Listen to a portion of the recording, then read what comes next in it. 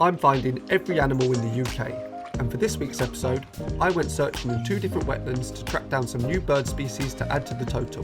First stop, WWT Slimbridge. Hello, mister.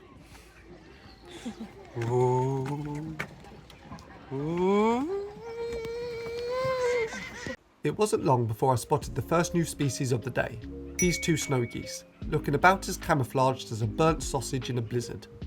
There were also lots of enclosures with some amazing birds in at this place, so any clips like this that don't have the tally in the bottom right hand corner are the non-wild ones that don't count towards the total. I headed out towards the estuary and got a look at some interesting birds from a distance. I'm planning on getting a bird watching telescope soon that I can connect my phone to, and then I'll be able to get some crispier, more detailed shots of animals that are too far away for my regular camera.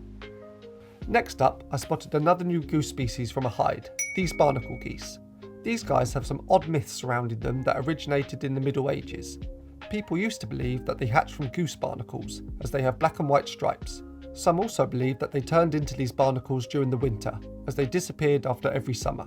We now know that they actually just go to the Arctic Circle to breed.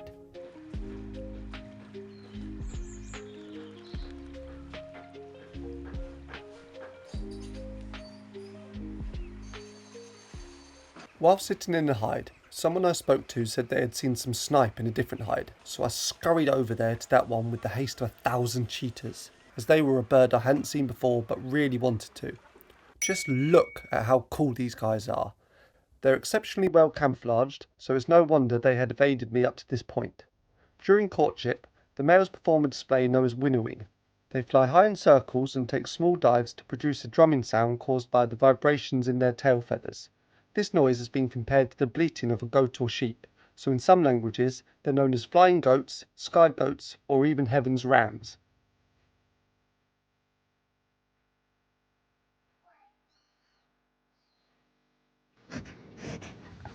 Oh.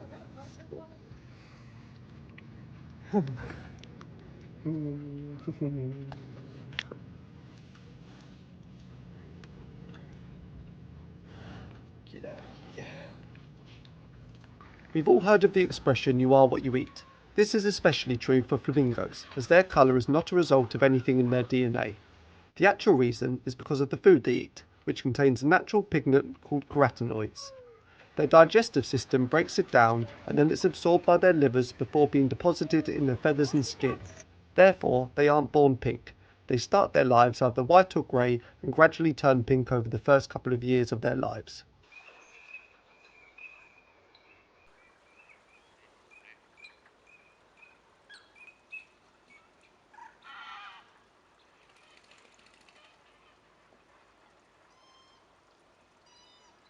This is an eider duck. This one was another captive species that they had, but they are also a bird that I'll need to find in the wild for the official total. Eider down has been used as a heat insulating material for a long time now. When the nesting season begins, hormonal changes cause the down feathers to loosen, and then they will pluck these feathers off and use them to warm their eggs.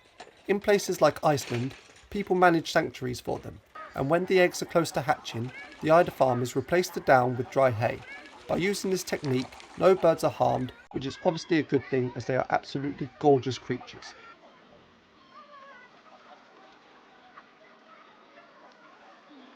That tiny white fella is a cattle egret. Funnily enough, with all the cattle. They're really cool, so I'll definitely aim to get a better shot in future. See that one? This bird was a bit of an oddbod. I'm pretty confident it's a redshank that is leucistic, which is a genetic condition caused by a partial or complete loss of pigmentation.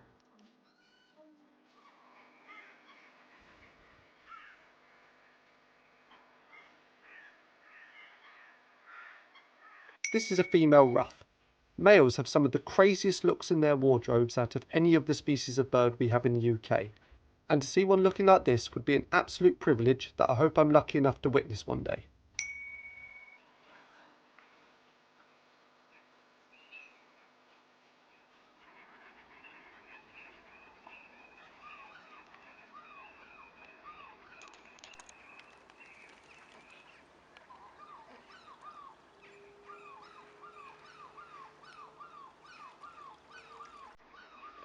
They also had a nice little amphibian collection at this place, including this great crested newt.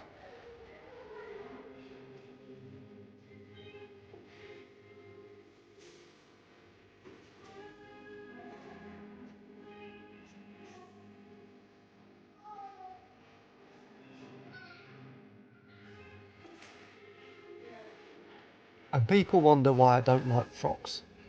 Right, on to the next place.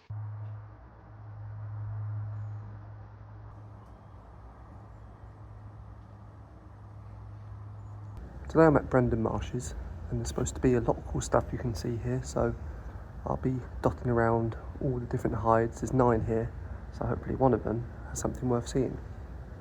What's that? You've been absolutely loving all of my high quality animal content and have been wondering how you can support the channel?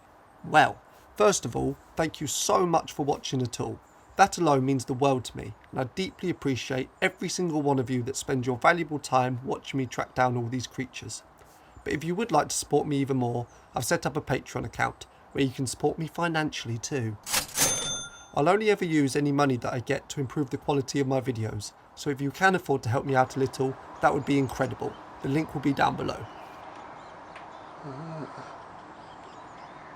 A sneaky little hole. This tree's absolutely buzzing. Hit the tip trifecta. Tree creepers. Now a woodpecker. Holy shit, it's a kingfisher. Huh.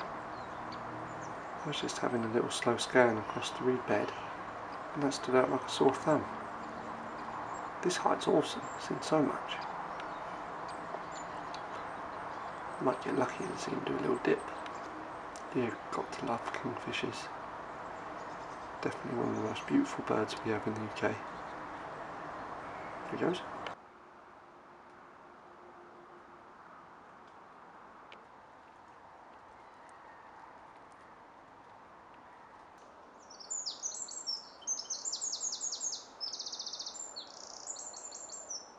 Shut up.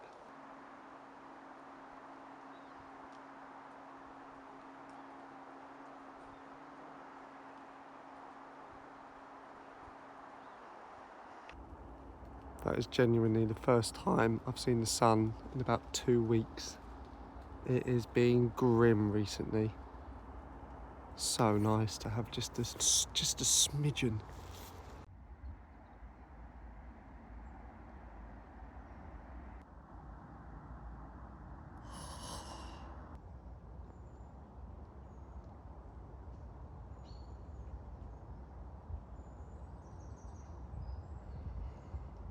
I headed into another hide that had a lot of activity and was greeted by this great cormorant, who have terrible gas issues, which is why this one's wafting away its latest smell.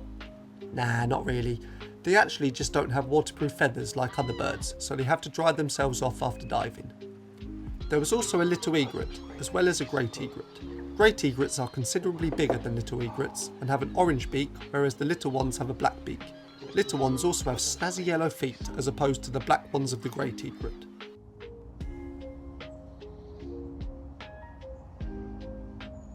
I also spotted a couple more snipe.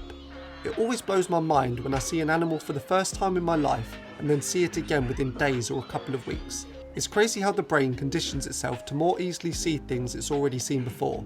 Hopefully this means I'll be seeing snipe everywhere I go from now on.